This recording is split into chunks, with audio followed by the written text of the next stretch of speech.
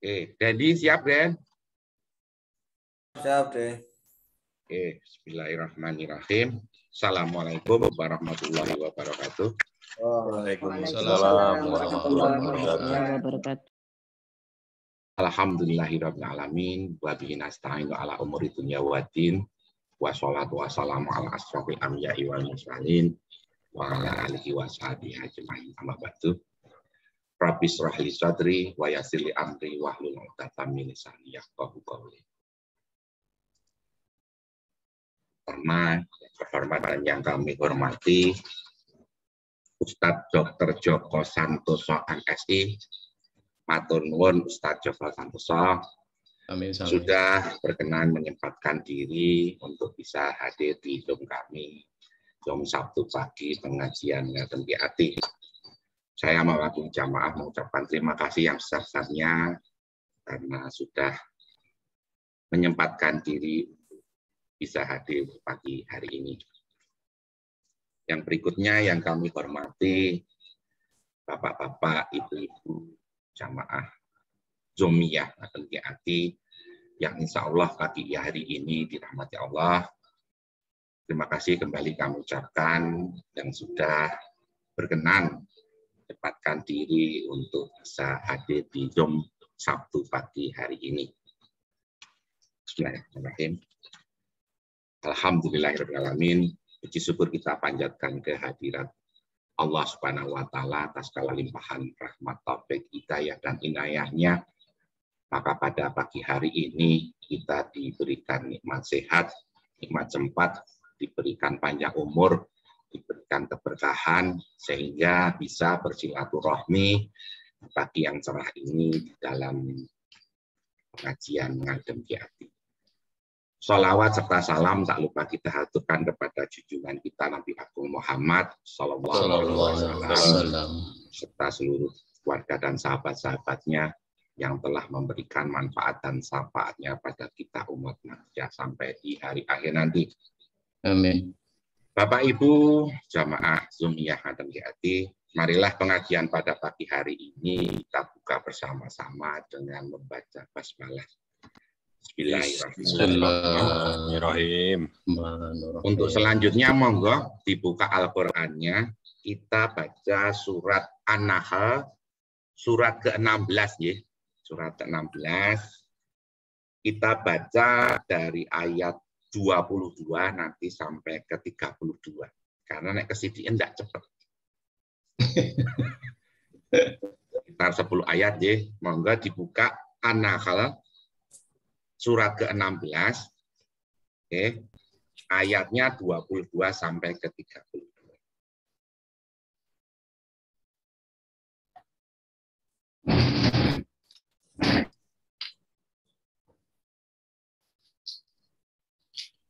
Sudah, mic-nya boleh dibuka, nggih, enggak apa-apa. Biar semuanya bisa ngaji bareng.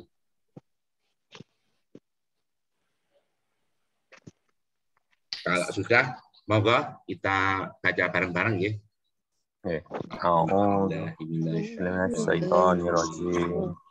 Bismillahirrahmanirrahim.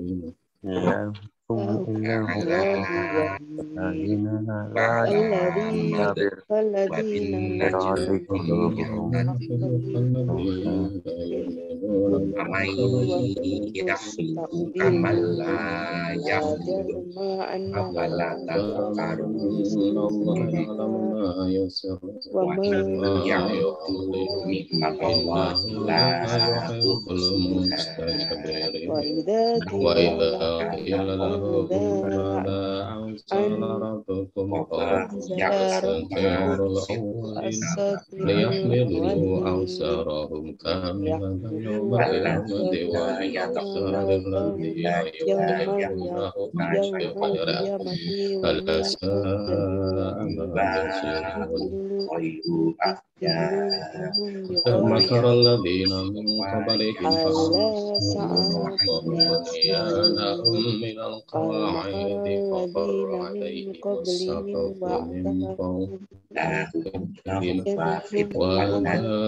وذاقوا من حيث لا فقر عليهم السمع أو يأتيهم العذاب من حيث لا ثم يشعرون يوم الخوف يوم الذين أوتوا العلم الذين تتوفاهم الملائكة ظالمي أنفسهم وألقوا السلام ما كنا نعبد من سوء بلى إن الله عليم بما كنتم تعملون وادخلوا أبواب جهنم خالدين فيها ولبئس مثوى خشعا على المتكبرين الكافرين قيل الذين للذين اتقوا تتوفاهم ماذا الملائكة جميعا أنفسهم خيرا فألقوا للذين السلام أحسنوا في ما هذه كنا الدنيا حسنة يعملون ولدار بلى الآخرة خير ولنعم دار علمتم ما المتقين كنتم تعملون جنات عدن فادخلوا يدخلونها تجري أبواب من تحتها جهنم الأنهار لهم فيها فيها شاء فلبئس مثوى كذلك يجزي الله المتقين المتقين الذين وقيل للذين طيبين يوم سلام عليكم ادخلوا الجنة للذين بما تقوا كنتم ماذا أنزل تعملون ربكم قالوا خيرا للذين أحسنوا في هذه الدنيا حسنة ولدار الآخرة خير ولنعم دار المتقين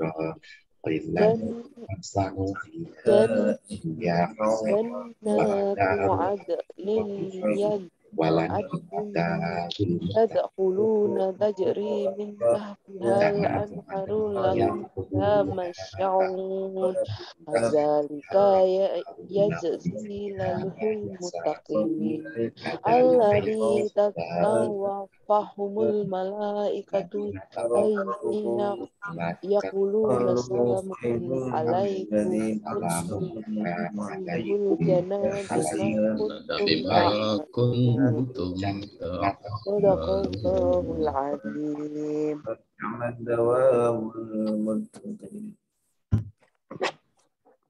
Sadaqallahu adzim. Alhamdulillah.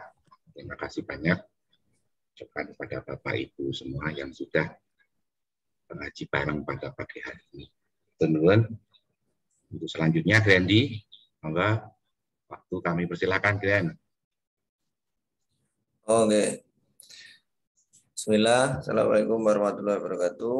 Waalaikumsalam warahmatullahi wabarakatuh.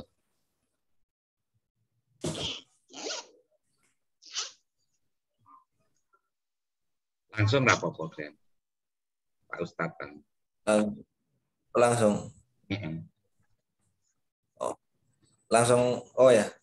Monggo karena waktu sudah mau jam 6 kepada Ustadz Dr. Joko Santoso MSI, dosen Fakultas Farmasi UGM, waktu dan tempat kami persilakan. Matur nuwun. Assalamualaikum warahmatullahi wabarakatuh. Waalaikumsalam. Waalaikumsalam warahmatullahi wabarakatuh. Alhamdulillahirabbil alamin. Alhamdulillahilladzi anzala ala abdihil kitaba wa lam yaj'al lahu iwaja qayyima. Qayyiman liyundhira ba'san syadidan min ladunhu wa yubashshiral mu'minina alladzina ya'maluna as-salihati anna lahum ajran hasana.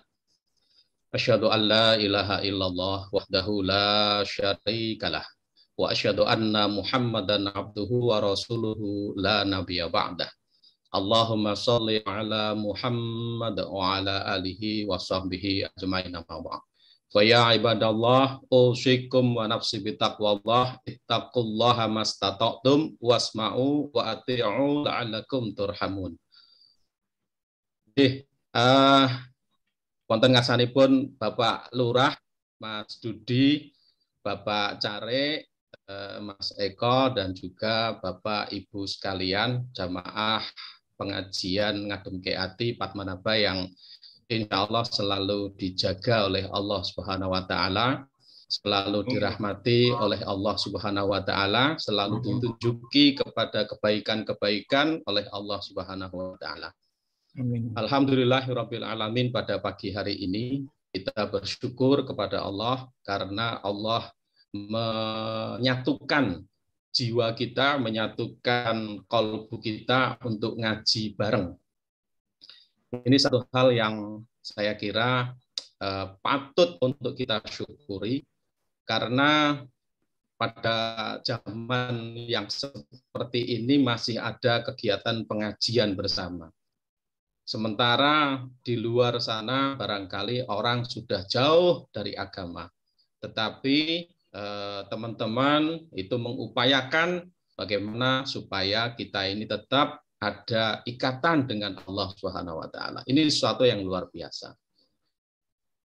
Pernah juga saya masih ingat di tahun-tahun 87, 88, 89, barangkali 87, 88, 89.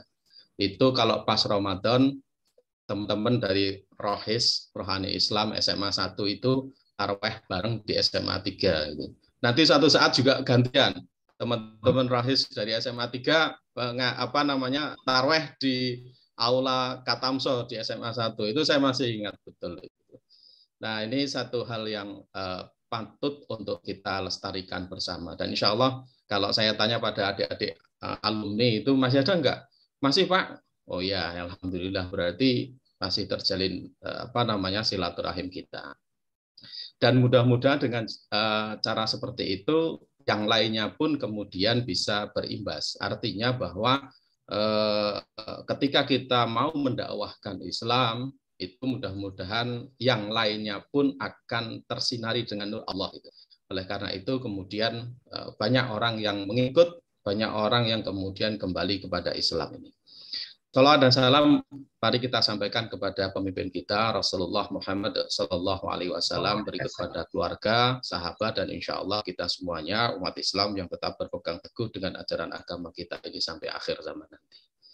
Beberapa waktu yang lalu, Nun Sewu, saya dihubungi sama Mbak Jeng Anin gitu ya, Om, ini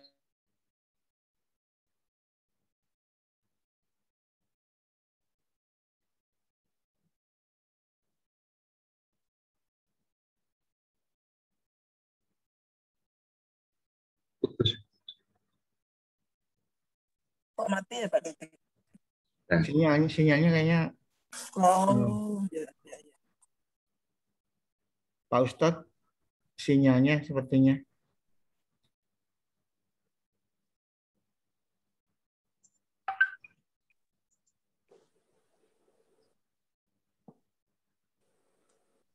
Nun Sewu, ini Nun Sewu, kayaknya sinyal di tempat saya rada bermasalah juga ini. Kalau pagi-pagi gini sering, mungkin karena mendung juga. Beberapa waktu yang lalu kemudian menghubungi saya dan insya Allah saya akan menyampaikan kajian pada pengajian Ngadem Ki Ati ini. Baik, kemudian izinkan saya untuk berbagi layar karena sehari-hari saya bekerja di di UGM tadi ya. Kalau saya menyampaikan suatu secara lisan itu takut nanti kalau salah itu dan malah ngobrol-ngobrol sampai kemana-mana gitu. Sehingga supaya nanti bisa sistematis, izinkan saya untuk berbagi layar materi yang akan saya sampaikan. Monggo. Yeah.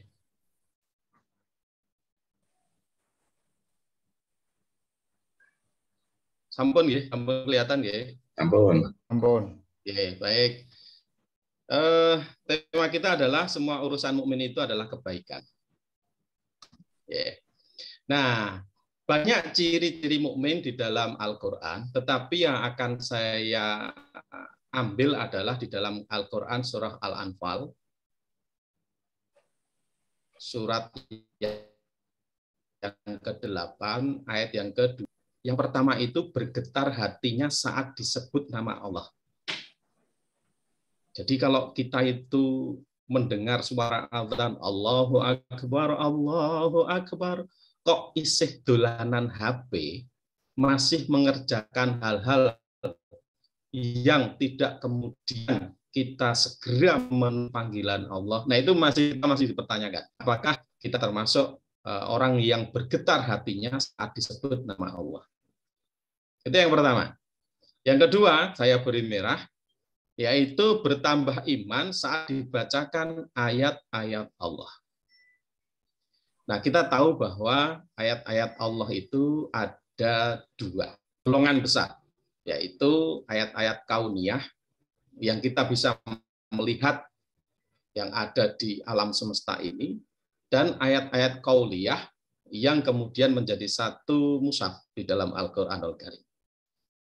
Mestinya sebagai seorang manusia itu mudah untuk mengenali Allah melalui ayat-ayat kauniyah ini. Kalau zaman dulu, zaman jahiliyah itu selalu ditanyakan, endi mukjizate? Nek kowe pancen nabi, nek kowe pancen rasul, itu kepada sesat. Nah, mukjizat itu mungkin bagi kita tidak penting, ya. Bagi kita tidak penting. Kenapa? Karena sebetulnya setiap saat, setiap detik kita ini mendapatkan mukjizat dari Allah SWT, bisa membaca itu. Dan ketika kita bisa memahami bahwa itu adalah mukjizat, maka sebetulnya kita mudah untuk menemukan Allah SWT. Bumi yang mengelilingi matahari sehingga terjadi pergantian siang dan malam, itu sebetulnya adalah mukjizat dari Allah. Dan itu mudah untuk kita kemudian berpikir, kalau ada benda yang besar yang seperti ini, pasti ada yang menciptakan, dan yang menciptakan itu lebih kuasa dari segala-galanya. Nah, itulah yang kemudian kita bisa mewarisi sifat kenabian dari Nabi Ibrahim alaihissalam. Yaitu apa? Hanif, sifat yang cenderung kepada kebenaran. Karena ada sifat hanif di dalam Ibrahim alaihissalam itulah, maka kemudian Nabi Ibrahim itu mudah untuk menemukan Allah. Mudah untuk mengenali karakter Allah. Mudah untuk mengenali sifat-sifat Allah yang maha agung itu. Nah, itu tentang ayat-ayat kauniyah. Sehingga tidak akan mungkin ada orang kok betul-betul ateis, itu saya kira nggak ada. Tetapi barangkali ya, di dalam ateisme mereka itu pasti ada setitik cahaya yang kalau kemudian mereka itu mau menuntut ilmu, mau kemudian ngaji bersama, itu insya Allah segera untuk mendapatkan hidayah dari Allah SWT. Baik. Nah, kemudian yang berikutnya adalah ayat-ayat qauliyah. Ini nanti akan insya Allah akan kita kaji bersama di dalam Quran surah An-Nahl ayat 30 sampai 32. Banyak ayat yang ada di dalam Al-Quran, uniknya itu adalah ketika seorang ustadz atau seorang kiai menjelaskan tentang satu ayat, kemudian ada ustadz lain, kiai lain, ataupun ulama lain yang menyampaikan ayat yang sama, pasti kita ini akan mendapatkan informasi yang lebih.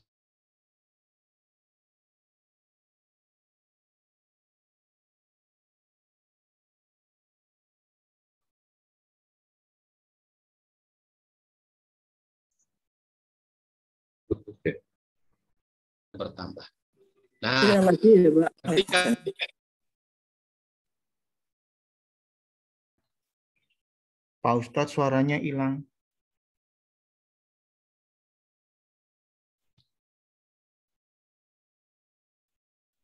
Suaranya hilang, Ustaz.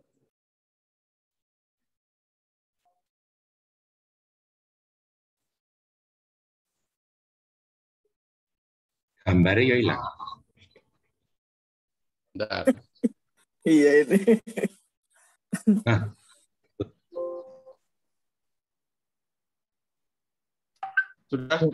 Sudah terdengar ya, Bapak Ibu? sudah. Ini, aduh, saya ini berarti ada gangguan juga nih. Baik. Nggak apa-apa, videonya mungkin tutup juga nggak apa-apa. Iya, ya. Saya pikir saya aja ya, saya tutup ini ya. Kamera. Baik. Kemudian yang berikutnya adalah tawakal kepada Allah. Itu kemudian mendirikan sholat dan menafkahkan sebagian harta. Nah, ini adalah ciri-ciri mukmin di dalam Al-Anfal ayat yang kedua sampai dengan 4. Baik. Tapi saya ingatkan kembali Bapak dan Ibu semuanya bahwa kita dulu itu sebagai jiwa pernah bersumpah di hadapan Allah Subhanahu wa taala. Di dalam Al-Qur'an surah Al-A'raf surat yang ke-172. Ketika Allah bertanya kepada kita, alastu bikum. Wahai jiwa, apakah kamu itu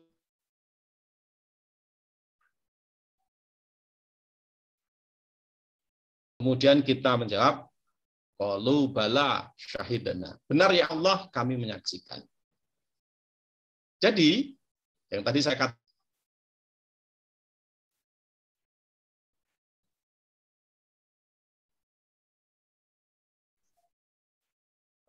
Allah bahwa hanya ada satu roh, yaitu Allah Subhanahu wa taala. Dan ketika kita membenarkan itu, baru kemudian ruh itu ditiupkan oleh Allah Subhanahu wa taala ke dalam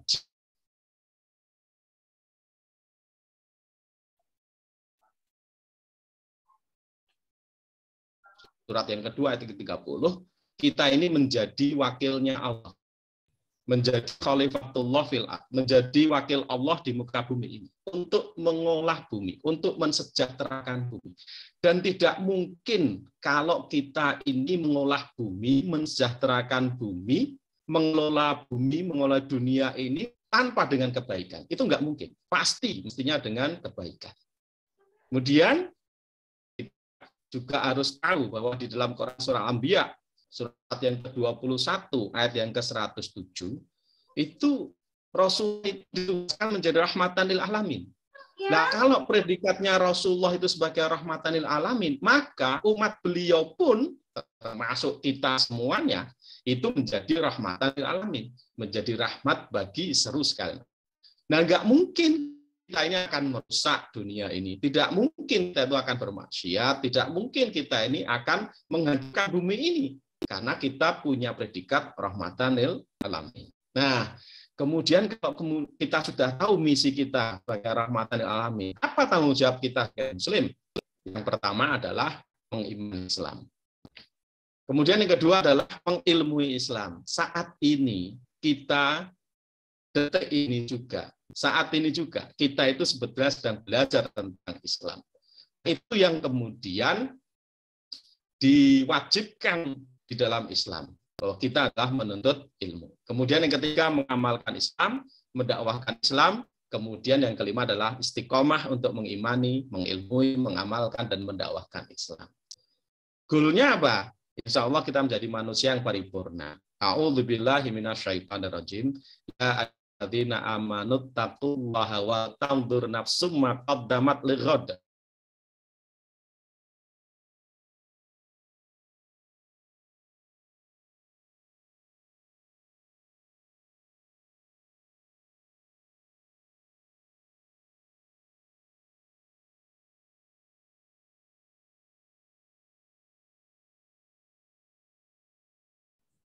Yang sewu macet lagi, Ustaz.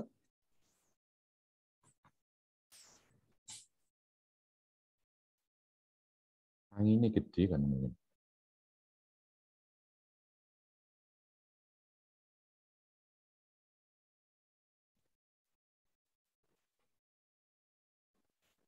Hilang ya? Hilang keren. Nanti hilang ini sinyalnya. Tak pesan. Putus. Kita nunggu connect dulu.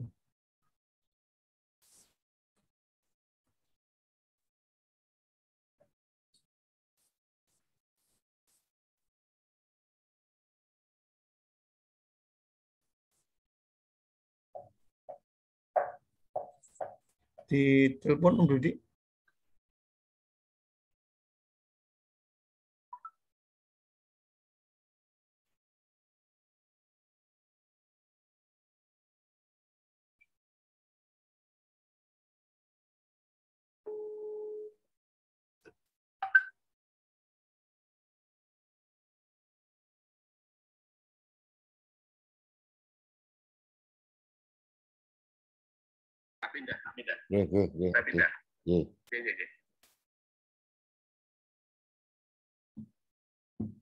Sudah connect, insya Allah. Beliau mau pindah tempat. Biasanya kalau di lantai 2, alatnya di lantai 1 gitu, trouble harus deket. Sabar, gitu. Nah ini masuk ini kayaknya. Iya, enggak apa-apa, maklum. Ini juga gitu IndiHome itu. Wah. Pedot-pedot ya, butuh Iya, pedot-pedot. Dia ndak isih sithik sing melu. Iya, lancar. benar. Awal-awal itu Masya Allah. Lancar Awal-awal itu jaya. lancar jaya. Begitu trafficnya kredit. Iya. Sing Yulita itu yang gojlok sudah hadir tuh. Pak, Aduh. Pak Majid, halo bos. Dicari ini. Dicari anak buahnya yang digojlok dulu. Oke. Bos Majid, halo Palu. Oh, jauh banget di Palu, Mas Majid. Ya, dinasnya di Palu. Pasti sekarang sudah nggak galak ya. Sudah sangat baik hati gitu. Sudah hadir ngaji berarti. Masih galak. Oh, masih galak. Kalau nggak diikuti anak buahnya dimutasi ya. Belum lebu ya? Sewu, wes. Oke. Sewu, saya lanjutkan. Ya.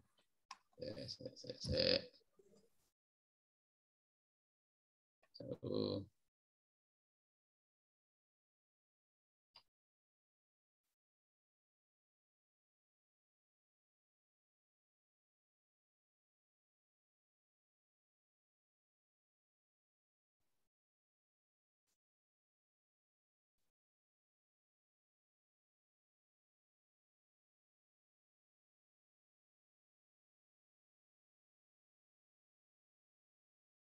Yeah.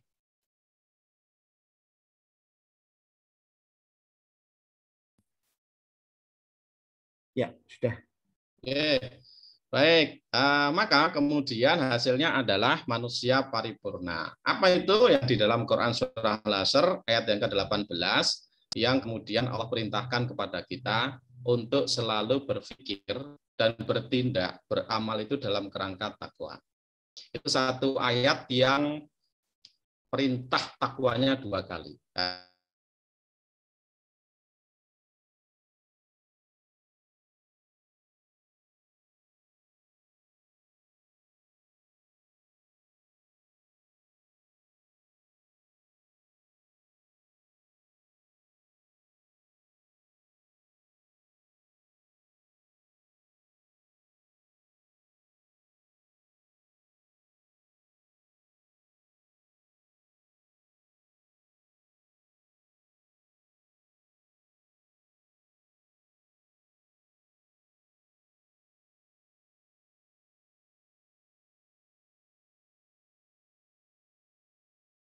Yang gue gambar kuat Pak ya. Pak Cari. Saya pikir cuma saya tok yang mati, Pak. Ternyata. Semuanya ini betul. Iya, tumben ya. Tumben. Biasanya lancar jaya. Mungkin dibantu share dari panitia. Kalau beliau kerso ngasih file. Wih, tugasnya Pak Cari nih, Pak Cari. Diminta aja filenya, dikirim ke.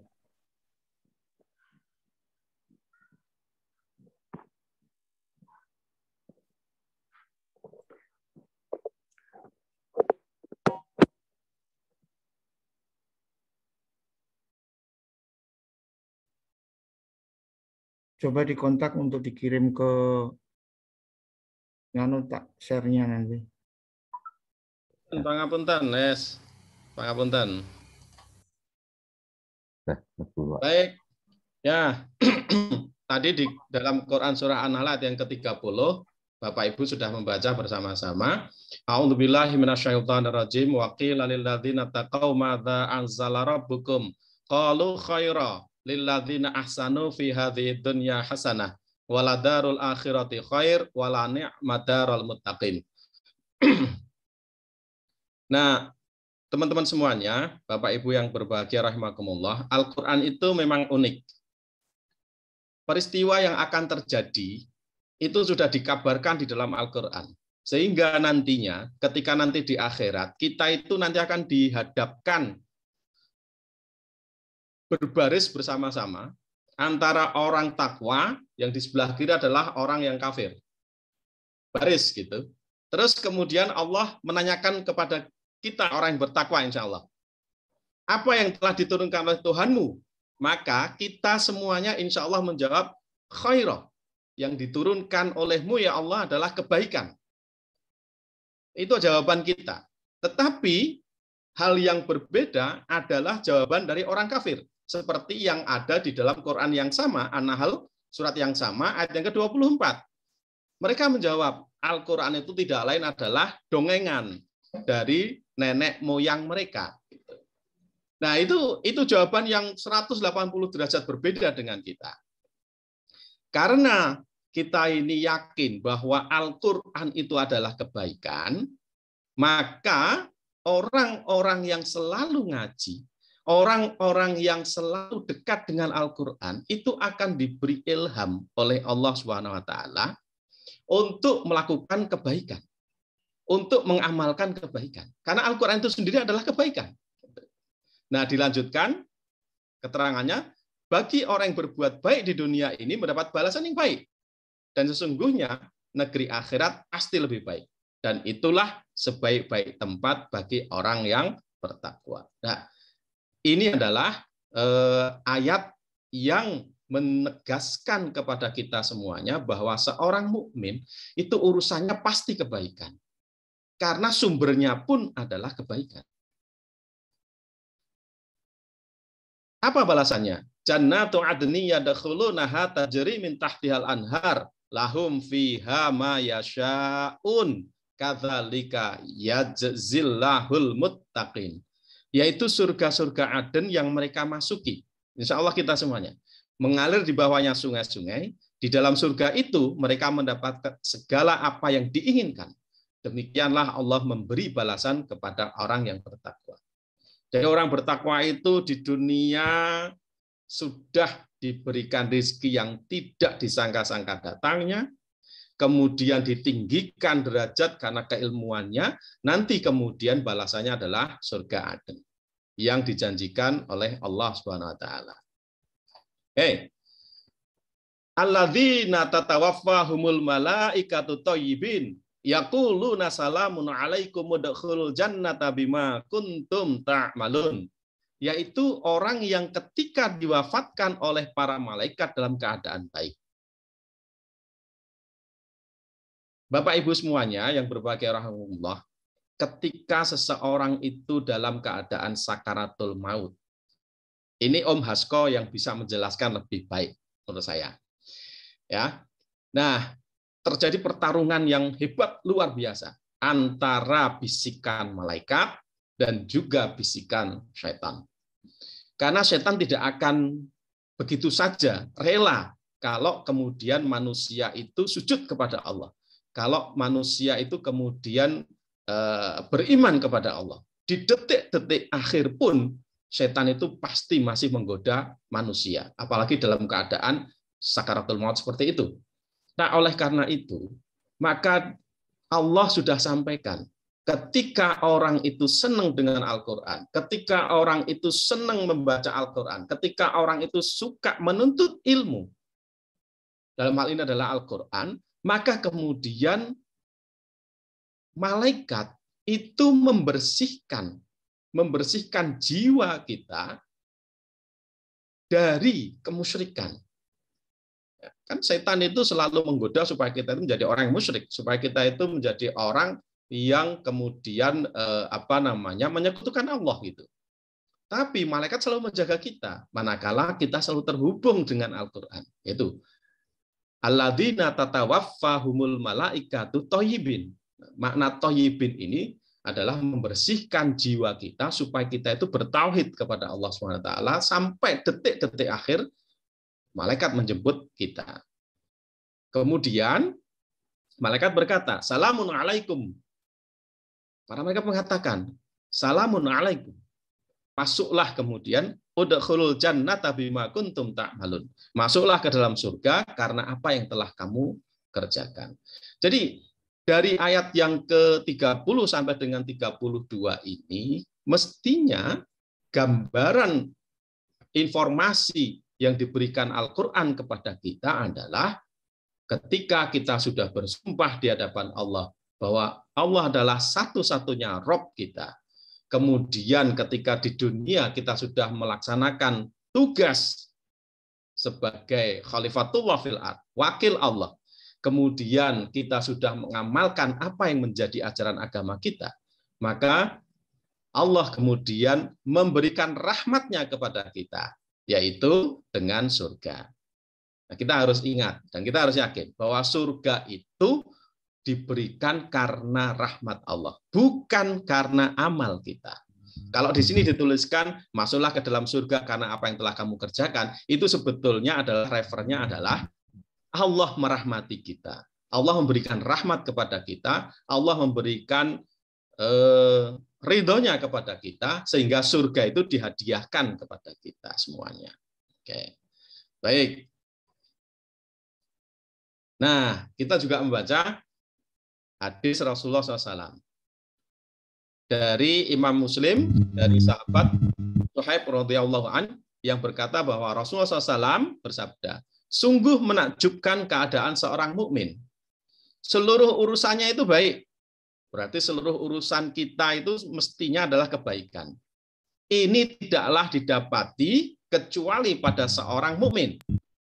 Jika mendapatkan kesenangan, maka ia bersyukur, itu baik baginya. Jika mendapatkan ujian, mendapatkan kesusahan, maka ia bersabar. Dan itu pun baik baginya. Nah, konteksnya, jamaah sekalian bagi rahimakumullah, ini adalah pada masa pandemi ini. Ya, pada masa pandemi ini luar biasa kalau kemudian kita bisa mengambil hikmah dari peristiwa besar ini. Ya. Nah, apa itu bersyukur? Tuh. Biasanya ketika kita mendapatkan rahmat, ketika mendapatkan nikmat dari Allah, itu kemudian kita mengucapkan hamdalah. Nah, itu yang pertama keluar dari mulut kita, kalau itu adalah lafadznya hamdalah, berarti benar. Berarti terhubung kita, ada tali kita antara kita dengan Allah Subhanahu wa taala. Ketika mendapatkan nikmat, kemudian kita baca hamdalah. Tapi bersyukur itu sebetulnya esensinya adalah yang pertama, menggunakan nikmat Allah untuk memperbaiki kualitas keimanan kita. Jadi harta yang kita miliki saat ini, yang itu adalah nikmat dari Allah, maka semestinya untuk memperbaiki kualitas keimanan kita, harta itu kemudian kita bersihkan. Yang sudah sampai nisabnya, ya monggo silahkan untuk membayar zakat. Kalau yang belum misalnya, itu dengan infak dan sedekah. Yang sudah nisab dengan membayar zakat, jangan berbangga dulu. Karena ketika kita membayar zakat itu sebetulnya adalah mengembalikan hak yang ada di dalam harta kita kepada orang lain. Sehingga ketika kita sudah bisa membayar zakat, mestinya kemudian ditututi lagi dengan infak, dengan sedekahnya. Dan kalau di zaman Rasulullah itu kan orang itu biasa begitu ya. Biasa bersedekah, biasa berinfak dalam jumlah yang besar gitu. Kenapa? Karena keyakinan gitu. Ya, karena keyakinan bahwa harta yang kita miliki ini tidak semuanya adalah milik kita. Tapi ada hak-hak orang lain yang itu harus kita keluarkan, harus kita bersihkan, harus kita sucikan gitu. Nah, itu artinya bahwa nikmat yang datang dari Allah itu kita gunakan untuk memperbaiki kualitas keimanan kita. Kita harus ingat bahwa ada nasihat gitu ya. Al-imanu yazidu bil ibadah wal mangkus bil ma'siyah. Iman itu akan selalu naik, gitu, akan selalu bertambah kualitasnya ketika banyak beribadah. Dan keimanan itu akan bisa luntur, keimanan itu akan bisa turun ketika banyak bermaksiat. Nah, itu nasihat yang luar biasa. Ya. Oke. Nah, kalau kemarin saya mendengar bahwa di dalam pengajian di forum ini juga, bahwa ibadah itu ada ibadah madhah dan juga ghairu madhah, gitu ya. Ada ibadah yang khusus, ada ibadah yang umum, gitu. Tapi itu adalah merupakan kasih sayang Allah. Ketika suatu perbuatan baik yang diawali dengan membaca basmalah, itu berarti sudah merupakan ibadah, dinilai ibadah oleh Allah Subhanahu wa taala. Oh, kalau begitu, ketika kita mau berangkat tidur, mungkin tidur kita selama 6 sampai 7 jam gitu, diawali dengan berdoa, berarti selama tidur kita itu adalah ibadah kepada Allah Subhanahu wa taala. Ketika kita makan, diawali dengan baca doa, berarti selama makan itu termasuk ibadah kepada Allah Subhanahu wa taala. Ketika kita bekerja, berangkat jam 7 pagi, bismillahirrahmanirrahim, la haula wala quwata illa billah, sampai nanti kita pulang ke rumah kita, jam 4 sore, jam 5 sore, jam 6 sore barangkali, itu berarti selama itu pula kita ada di dalam tulisan pahala dari Allah SWT karena kita termasuk ibadah di dalamnya. Ini sungguh luar biasa. Ibu-ibu yang memasak itu, menyiapkan hidangan untuk putra-putrinya, untuk suaminya, ketika mulai memasak membaca bismillahirrahmanirrahim, berarti selama itu pula sampai menghidangkan dan seterusnya itu termasuk ibadah kepada Allah SWT. Oke. Baik. Kemudian yang kedua, bersyukur itu menggunakan nikmat Allah untuk mengajak orang lain kepada kebaikan di jalan Allah. Nah, ini salah satu bukti bahwa pengajian pada pagi hari ini yang dikelola oleh Ustadz Dudi, oleh Ustadz Eko, itu merupakan salah satu bentuk syukur. Kenapa? Mengajak orang lain kepada kebaikan di jalan Allah Subhanahu wa taala. Tadi saya katakan kalau ada pengajian di zaman yang sudah seperti ini, itu sungguh luar biasa. Banyak orang yang menimbun hartanya, banyak orang yang bekerja banting tulang, kepala dinggo sikil, sikil dinggo sirah gitu ya, untuk mendapatkan harta sebanyak-banyaknya. Tapi masih ada orang yang kemudian mengajak orang lain, mengajak kebaikan di jalan Allah lewat pengajian-pengajian seperti ini. Ini sesuatu yang harus kita syukuri bersama. Nah, kemudian yang ketiga ini mungkin barangkali yang berat juga. Ya, bersyukur itu artinya tidak menggunakan nikmat Allah untuk sesuatu perbuatan yang dibenci atau dilaknat oleh Allah Subhanahu wa taala. Apakah mobil yang kita miliki itu untuk ibadah kepada Allah? Apakah handphone yang kita miliki itu untuk ibadah kepada Allah, membuka hal-hal yang baik, membuka tentang ilmu, membuka mencari sesuatu yang bermanfaat, ataukah sebaliknya? Kalau itu sebaliknya, berarti kita mungkin belum termasuk orang yang bersyukur kepada Allah SWT. Karena esensinya salah satunya adalah tidak menggunakan nikmat Allah untuk sesuatu perbuatan yang dibenci atau dilaknat oleh Allah SWT. Oke. Baik. Nah, kemudian apa janji Allah bagi hamba yang pandai bersyukur? A'udzubillahi minasyaitonirrajim wa ita'adzana rabbukum la in syakartum la azidannakum wa la in kafartum inna adzabi lasyadid. Dan ingatlah tatkala Tuhanmu memaklumkan, sesungguhnya jika kamu bersyukur pasti kami akan nambah nikmat kepadamu. Dan jika kamu mengingkari nikmatku, maka sesungguhnya azabku itu sangatlah pedih. Itu dalam Quran Surat Ibrahim, surat yang ke-14, ayat yang ke-7. Dengan demikian, kalau kita memiliki sesuatu yang kemudian kita berikan kepada orang lain, bukan berarti harta kita itu akan berkurang. Tidak. Tetapi justru kemudian Allah akan tambahkan nikmat itu kepada kita. Mungkin salah satunya loh, salah satunya ketika kita berinfak, bersedekah lillahi ta'ala, betul-betul lillahi ta'ala. Tidak ada niatan lain. Niatnya itu betul-betul lillah gitu. Maka di dalam hati kita, di dalam kolbu kita, dalam jiwa kita barangkali Allah akan karuniakan ketenangan itu. Nah, ketenangan itu kan sumber sesuatu yang penting buat kita semuanya gitu. Nun sewu ini yang teman-teman yang dokter sudah paham betul gitu nggih, bahwa nanti tahun 2025 ke atas, 2025, 2026 itu penyakit yang menggerogoti sebagian masyarakat itu adalah penyakit jiwa.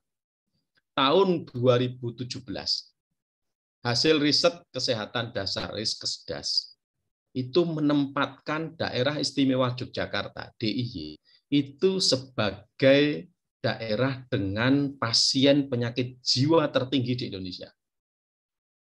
Ini menunjukkan bahwa pentingnya kita ini memiliki ketenangan di dalam jiwa kita.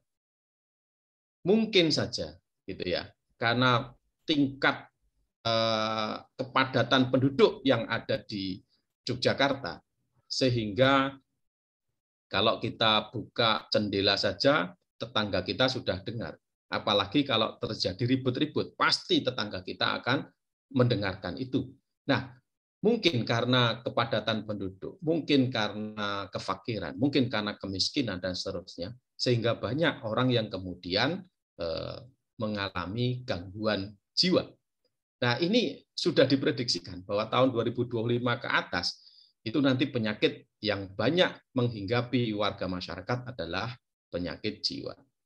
Sudah kemudian kemarin ada yang mengatakan kepada saya, berarti Pak Joko nanti kira-kira di rumah sakit Gracia Pakem itu banyak. Sudah banyak pasiennya di sana. Itu tidak hanya besok-besok, tapi saat ini pun sudah banyak. Nah, ini menjadi warning buat kita semuanya. Maka peran agama itu menjadi sangat signifikan di sini. Peran kita sebagai seorang Muslim itu menjadi penting untuk menyelamatkan tetangga kita, menyelamatkan keluarga kita, menyelamatkan orang-orang di sekitar kita, agar memiliki ketenangan di dalam jiwa kita. Oke. Nah, bagaimana aktualisasinya? Jamaah sekalian berbahagia rahimakumullah, kita ini sebetulnya setiap pagi kan sudah diajarkan dengan bacaan-bacaan doa gitu ya. Salah satunya adalah doa kesehatan gitu, lahir dan batin. Allahumma afini fi badani, Allahumma afini fi sam'i, Allahumma afini fi basari, Allahumma inni a'udzubika minal kufri wal faqr, Allahumma inni a'udzubika min adzabil qabri, la ilaha illa anta. Ya Allah, berilah kesehatan pada badanku. Ya Allah, berilah kesehatan pada pendengaranku. Ya Allah, berilah kesehatan pada penglihatanku. Ya Allah, aku berlindung kepadamu dari kekufuran dan kefakiran. Ya Allah, aku berlindung kepadamu dari siksa kubur. Tidak ada Tuhan yang pantas disembah kecuali Engkau.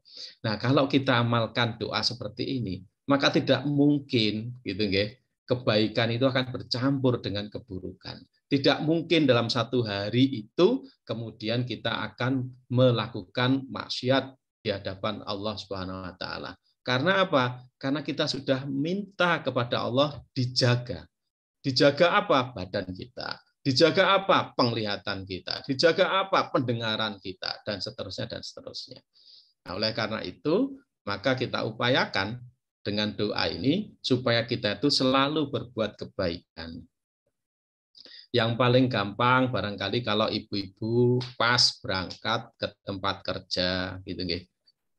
Kan kita bisa lihat kanan kiri kita dan kita bisa doakan saudara-saudara kita gitu. Apalagi di zaman yang masa pandemi seperti saat ini gitu. Banyak orang susah. Kabeh wong ngarani susah. Iya, karena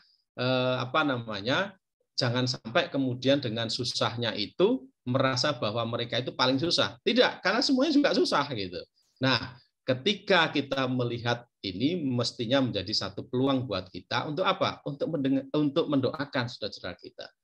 Ini barangkali yang ada yang jualan, kita pas jalan, kita lihat ya kita kemudian kalau tidak mau membeli, maka kemudian kita doakan. Barakallah, barakallah, barakallah. Itu adalah salah satu cara untuk mengikis ego yang ada di dalam diri kita. Itu salah satu cara untuk berbuat kebaikan yang mudah dan gampang untuk kita berikan kepada orang lain. Bukankah doa yang mudah dikabulkan oleh Allah itu, yaitu doa yang dipanjatkan dan orang lain yang didoakan tidak tahu bahwa dia sedang didoakan oleh seseorang. Nah, itu mudah untuk dikabulkan oleh Allah Subhanahu wa taala. Ya. Nah, itu hal yang sebetulnya sepele dan bisa kita lakukan setiap saat. Bisa kita lakukan pada saat kita sedang bepergian, pada saat kita sedang perjalanan gitu. Kira-kira seperti itu. Baik. Nah, kemudian kita bicara tentang sabar. Karena hadis tadi tentang syukur dan sabar. Sabar itu apa? Sabar itu adalah meneguhkan diri dalam menjalankan ketaatan kepada Allah, menahannya dari perbuatan maksiat kepada Allah, serta menjaganya dari perasaan dan sikap marah dalam menerima takdir Allah. Pada masa pandemi ini, saya kira banyak juga orang yang kemudian tidak sabar. Saking tidak sabarnya, kemudian marah. Ada yang marah kepada dirinya sendiri.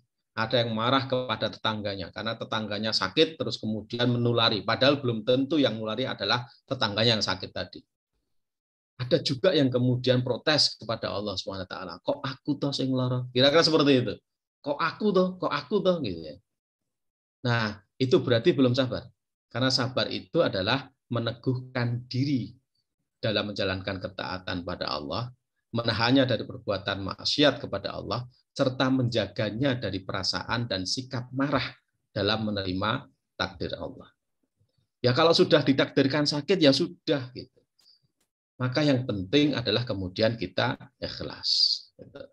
Kalau seorang ditakdirkan sakit, misalnya sakit COVID ini ya, terus kemudian dia ikhlas, kemudian saya katakan bahwa ya Allah aku ikhlas untuk menerima takdir ini, maka Allah kemudian akan memberikan jalan-jalan keluar, ya, jalan-jalan keluar. Misalnya kemudian ada orang yang memberikan informasi gitu kepada kita yang sedang sakit. Oh mestinya begini. Oh mestinya datang seperti ini. Oh mestinya kemudian hal-hal yang bisa dilakukan ketika sedang isolasi mandiri dan seterusnya. Itu pasti nanti akan ada orang yang mendampinginya. Gitu. Nah, selain iman dan amal soleh, maka sabar itu adalah bisa mendapatkan berbagai kebaikan dan menolak berbagai keburukan. Ya tadi, karena kita ini kemudian ikhlas menerima takdir Allah, maka Allah akan karuniakan kebaikan. Apa itu? Salah satunya adalah digugurkannya dosa-dosa kita. Jadi bersyukurlah ketika kita ini sakit, karena Allah akan menggugurkan dosa-dosa kita. Nah, yang kemudian kita tinggalkan aktivitas karena kita sedang sakit, Allah pasti akan ganti gitu. Allah pasti akan ganti. Oke. Di dalam Quran surah Al-Baqarah ayat 45, wasta'inu bis-sabri was-shalah wa innaha lakabiratun illa 'alal khashiin. Dan mohonlah pertolongan pada Allah dengan sabar dan salat itu sungguh berat kecuali bagi orang-orang yang khusyuk. Lagi-lagi, Al-Quran itu sudah memberitahukan kepada kita semuanya rumus. Kalau kita sedang diuji, maka jawabannya adalah sabar. Terus bagaimana? Terus sholat. Nah, sholatnya sholat apa? Ya sholat wajib kita lakukan, kita laksanakan, kita tegakkan. Mungkin ada sholat-sholat lain, sholat-sholat sunnah yang lain yang bisa kemudian kita kerjakan juga. Wong sakit itu kan ada hikmah di baliknya. Mungkin kita ini yang sedang diberi sakit saat ini, mungkin loh ya, mungkin karena jarang menyebut asma Allah. Terus kemudian karena sakit, mudah untuk istighfar kepada Allah SWT. Mudah menyebut asma Allah. Sidik-sidik Allah, sidik-sidik Allah, sidik-sidik Allah. Nah itu yang Allah itu rindu dengan yang demikian itu. Mungkin jarang kita ini duduk selepas sholat subuh misalnya. Karena setelah sholat subuh, karena kemudian tugas macam-macam, langsung ambil laptop untuk mengerjakan tugas gitu. Mungkin Allah itu kangen dengan kita. Mbok iya, kamu itu duduk dulu raketang 10-20 menit untuk membaca istighfar, untuk membaca Sayyidul Istighfar, untuk membaca Al-Maghfurat dan seterusnya. Ini kan sudah barangkali banyak orang yang meninggalkan hal ini. Bisa kemudian kamu mbok iya maca Al-Qur'an dan seterusnya. Nah, ini barangkali sudah banyak ditinggalkan. Tapi karena kita sakit, maka kemudian kita ambil itu Al-Qur'an, terus kemudian kita baca, kita tilawah dengan Al-Qur'an. Ini barangkali yang Allah itu kangen dengan kita, sehingga kita kemudian diberikan sakit. Oke. Nah, sabar itu apa? Di dalam Tanqihul Qaul karya Imam Nawawi, ada 4 macam. Ya, berdasarkan hadis Rasulullah SAW. Sabar itu ada 4 macam. Ya. Sabar dalam menjalankan fardu, sabar dalam menghadapi musibah, sabar dalam menghadapi gangguan manusia, sabar dalam kefakiran. Nah, nantinya kalau kita ini sabar dalam menjalankan fardu, ini sholat subuh, kemudian dibangunkan, kita tidak marah ketika dibangunkan, maka Allah karuniakan kekuatan, yaitu taufik. Puasa Ramadan, itu fardu. Ketika kita itu lillahi ta'ala melaksanakan puasa Ramadan, maka Allah karuniakan taufik kepada kita, kekuatan kepada kita. Begitu dan seterusnya. Sabar dalam musibah. Nah, tadi saya katakan salah satu musibah saat ini adalah sakit misalnya. Maka berbahagialah orang yang diuji dengan sakit itu. Karena sakitnya akan digantikan dengan pahala. Sakitnya akan digantikan digugurkannya dosa-dosa kita. Maka mestinya orang yang sedang sakit itu tidak kemudian mengeluh, tapi justru kemudian bersyukur dengan musibah itu. Karena Allah akan gugurkan dosa dan Allah akan gantikan dengan pahala. Baik, kemudian yang berikutnya sabar dalam gangguan manusia. Nah, nanti kita akan mendapatkan rasa mahabbah. Kita akan mendapatkan rasa cinta. Ya. Kemudian sabar dalam kefakiran. Maka Allah akan karuniakan ridhonya kepada kita semuanya. Justru karena orang yang tidak kaya, nanti hisabnya itu cepat ketika di akhirat. Ketika kita ini tidak memiliki kekayaan yang melimpah, maka itu cepat untuk hisabnya. Tetapi orang yang memiliki kekayaan yang berlebih, maka hisabnya pun juga akan semakin panjang. Kecuali harta kekayaan itu yang digunakan untuk tadi bersyukur kepada Allah. Entah untuk anak yatim, untuk membantu kaum duafa, untuk membantu kedua orang tuanya, untuk membantu saudara-saudaranya, dan seterusnya, dan seterusnya. Nah, itu hisabnya juga akan cepat. Karena Allah tahu bahwa harta yang dimiliki itu digunakan untuk kebaikan di jalan Allah dalam rangka syukur kepada Allah Subhanahu wa taala. Oke, janji Allah di dalam Quran surah Al-Furqan ayat yang ke-75, ulaika yujzaunal ghurfata bima sabaru wa yulaqauna fiha tahiyyatan wa salama. Mereka itulah orang-orang yang dibalas dengan kedudukan tinggi di surga dengan sebab kesabaran mereka. Nah, oleh karena itu seperti yang didoakan oleh Nabi Ibrahim alaihissalam. Ibrahim alaihissalam itu berdoa kepada Allah agar dirinya menjadi buah tutur kata yang baik untuk generasi sesudahnya. Dan itu diabadikan di dalam Al-Quranul Karim. Oleh karena itu, karena kesabaran, karena keikhlasan, karena ilmu yang tinggi yang kemudian diamalkan oleh Ibrahim alaihissalam, maka itu menjadi buah tutur kata yang baik untuk generasi-generasi sesudahnya. Sampai-sampai kita bisa membaca apa yang menjadi karakter, menjadi sifat dari Ibrahim alaihissalam sampai dengan detik ini dan sampai nanti hari kiamat ketika orang-orang itu mengkaji Al-Quranul Karim.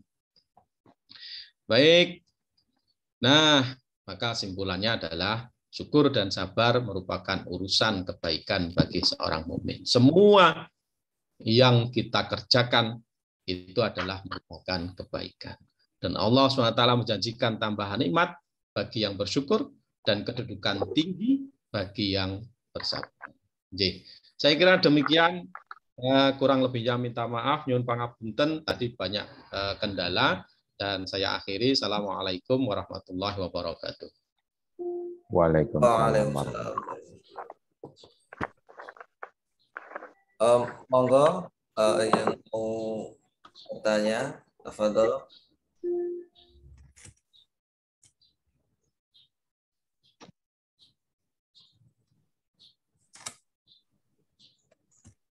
Monggo Bapak Ibu, jika ada pertanyaan boleh disampaikan.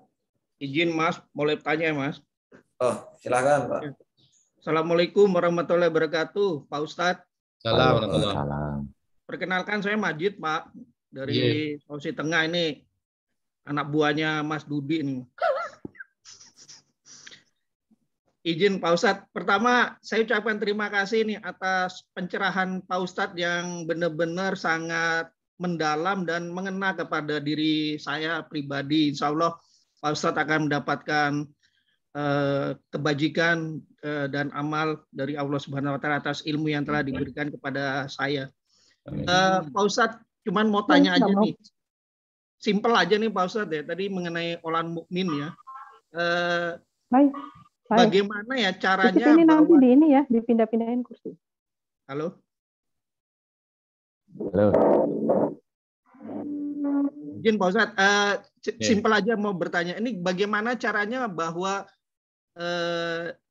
diri kita ini sudah merasakan bahwa insya Allah kita bisa selalu dekat dengan Allah, atau sudah menjauh nih, atau kadang-kadang mendekat, menjauh, mendekat, kan namanya manusia ya Pak Ustadz ya.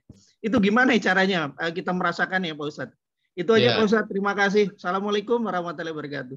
Assalamualaikum warahmatullahi wabarakatuh. Yang bisa menjadi parameter adalah kolbu kita. Kalau kita mengerjakan sesuatu, terus kemudian ini tampaknya kalau saya lakukan ini tidak benar nih. Nah, itu yang bisa menjawab adalah kolbu kita. Kalau kolbu kita ini cerah, kolbu kita ini tidak banyak titik-titik yang menghalangi hidayah dari Allah, maka mudah bagi kita untuk membedakan mana yang baik, mana yang buruk.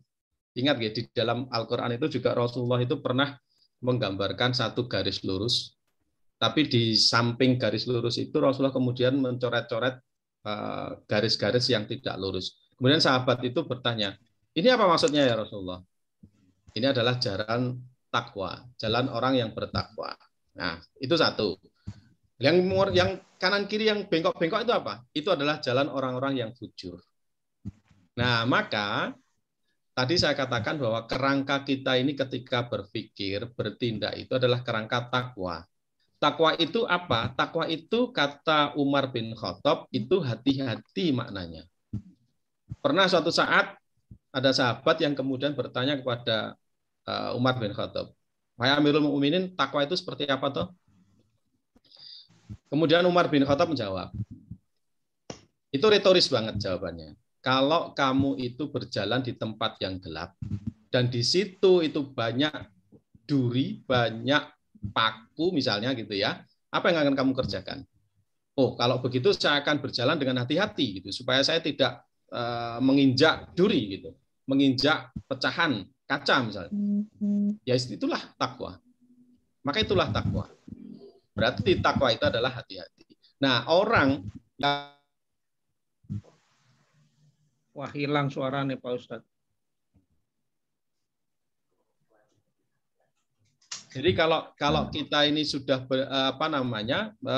apakah kita ini benar atau tidak gitu, maka kerangkanya adalah kerangka takwa tadi. Kita tuh hati-hati. Ini kalau saya lakukan ini kemudian marak ke orang lain nesu nggak ya gitu. Kalau misalnya yang paling mudah aja lah di dalam keluarga gitu. Kita paham bersama kok bahwa wanita itu karakternya kalau kita ngomong satu kalimat maka istri kita akan 10 kalimat gitu. Nah, dengan cara seperti itu kita paham, oh iya, kalau begitu ketika istri kita sedang memberikan 10 kalimat tadi ya paling enak adalah diam. Kalau kita defend, tadi ribut itu nanti. Itu hal yang sederhana saja lah gitu, yang sederhana. Nah, belum lagi ketika kemudian kita mendapatkan nikmat tadi. Ketika kita punya HP, apakah HP ini digunakan untuk kebaikan atau tidak? Apakah saya ini nge-share sesuatu ini penting nggak sih sebetulnya? Kalau orang yang beriman, maka kemudian dia akan menahan dulu. Kalau tidak baik, ya sudah. Berhenti di kita. Berhenti di kita. Begitu pula dengan masalah-masalah itu mestinya berhenti di kita. Tidak kemudian kita menyalahkan orang lain atau membuat tandingan-tandingan yang akhirnya kemudian justru menyebabkan blunder buat kita semuanya. Nah itu ya. Jadi sebaiknya memang kita bertanya kepada kolbu kita. Nah, kolbu kita kalau bersih ya insya Allah kita termasuk mudah untuk membedakan mana itu yang baik, mana itu yang buruk, mana yang benar, mana yang salah, mana yang hak, mana yang batil. Mana yang itu kerangkanya takwa, mana itu yang fujur, yang bengkok-bengkok. Nah, itu yang ada adalah di dalam kolbu kita. Nah, supaya kolbu kita ini kemudian mudah bercahaya, yang bisa kita lakukan adalah kita sujud kepada Allah SWT. Karena dengan sujud itu kan kita menegasikan ego kita. Nun sewu. Ketika kita itu sholat, orang yang senang sholat, termasuk sholat sunnah itu, kita bisa mengambil pelajaran penting di situ. Bahwa kolbu kita, hati kita itu kedudukannya lebih tinggi daripada otak kita. Lebih tinggi daripada akal pikiran kita. Dan nuwun sewu, otak kita itu ketika kita dalam posisi sujud yang paling dekat kepada Allah SWT, posisi yang paling dekat, itu otak kita itu kalah loh kedudukannya dengan alat pembuangan kita. Nah, apa yang kemudian kita unggulkan dengan akal kita? Mestinya kita kembali kepada hati kita, kembali kepada kolbu kita. Tidak ada yang bisa kita banggakan dengan otak, dengan akal pikir kita gitu. Wong ketika kita sujud saja posisinya kalah dengan alat pembuangan kita. Nah, ini memudahkan bagi kita untuk selalu berpikir, untuk selalu menahan diri lebih dahulu. Ini baik enggak yang akan saya kerjakan? Kalau ternyata itu baik, kerjakan. Kalau tidak, berarti jangan. Nah, itu tanda bahwa itu adalah orang-orang yang beriman kepada Allah SWT. Yeah. Matan Mas Majid. Ya, matur nuwun Pak Ustadz. Assalamualaikum. Salam. Waalaikumsalam. Ini saat ada pertanyaan lagi, Ustaz. Yeah. Assalamualaikum warahmatullahi wabarakatuh. Pak Ustadz, mohon dijelaskan agar kita selalu berqanaah kepada Allah Subhanahu wa taala. Pekerjaan apa saja yang kelihatannya halal tapi sesungguhnya dilarang oleh agama. Matur nuwun Pak Ustadz. Assalamualaikum warahmatullahi wabarakatuh. Assalamualaikum warahmatullahi wabarakatuh. Ya. Begini, Bapak Ibu semuanya, kita ini mestinya juga bicara tentang esensi di dalam Islam gitu ya. Saya takut nanti kalau kemudian kita keluar dari esensi keagamaan kita. Esensi kita ini apa tuh sebetulnya? Esensi yang ajaran Islam itu kan sebetulnya mentauhidkan Allah. Itu yang pertama. Nah, karena kita itu mentauhidkan Allah, maka kemudian Allah karuniakan kepada kita berupa Al-Quran, petunjuk. Allah karuniakan kepada kita rukun iman, rukun Islam gitu. Nah, itu adalah pedoman kita lebih dahulu. Itu satu. Nah, setelahnya itu kemudian ada amalan-amalan sunnah yang dicontohkan oleh Rasulullah gitu. Dan amalan-amalan sunnah itu setiap sahabat itu tampaknya berbeda-beda. Tampaknya berbeda-beda. Maksud saya begini, ada seorang sahabat yang kemudian diberikan tips oleh Rasulullah SAW gitu. Kalau kamu tahajud sebaiknya tidur dulu, baru kemudian sholat tahajud. Nah itu golongannya Umar bin Khattab yang kuat. Kenapa? Karena mereka mampu, gitu ya. Tapi barangkali ada juga sahabat yang kemudian diberikan tipsnya sebelum tidur, kamu tuh sebaiknya sholat witir dulu. Ini artinya bahwa sebetulnya adalah individual sekali. Nah, setelahnya itu nanti akan banyak sekali amalan-amalan yang ditanyakan oleh Mas Heri. Selalu qanaah, pekerjaan apa saja yang kelihatannya halal, tapi sungguhnya dilarang oleh agama. Gitu ya.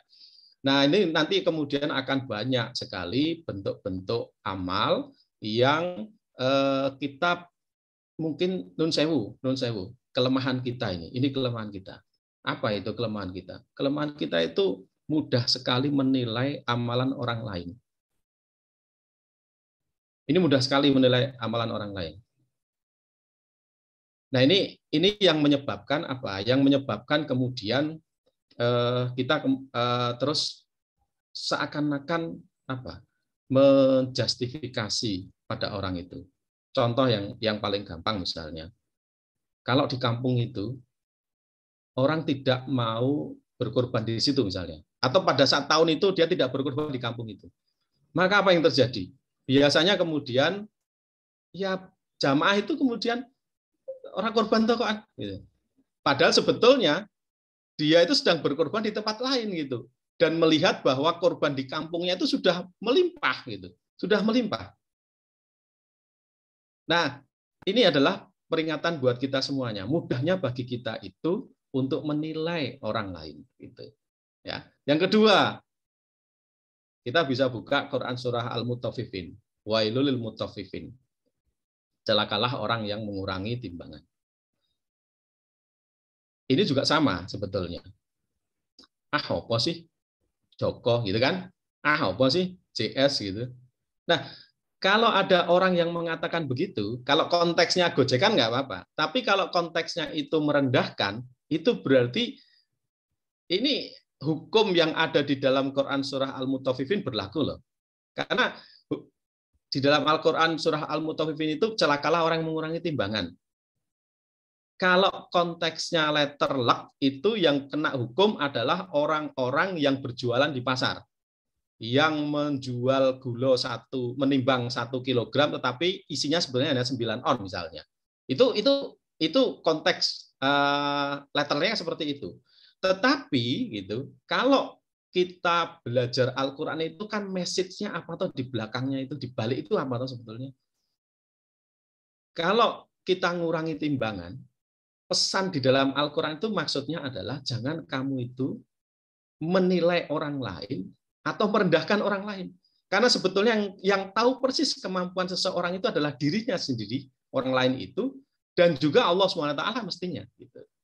Jadi kalau kita merendahkan orang lain, itu hakikatnya adalah kita sedang mengurangi timbangan. Nah itu berbahaya sekali.